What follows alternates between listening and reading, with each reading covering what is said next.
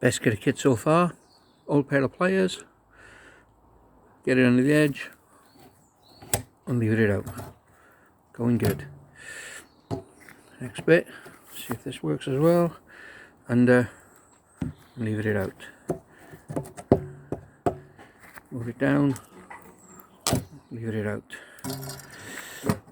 Move it down, leave it out. Move it down, leave it out. Going dead easy. But then again, the wood on these is probably a bit rotten.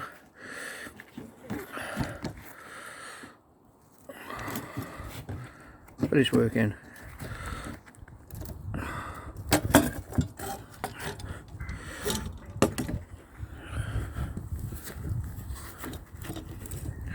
Ask my grandson if he do a bit of video recording for me. He's busy flipping balls. Done. One off, using a pair of pliers.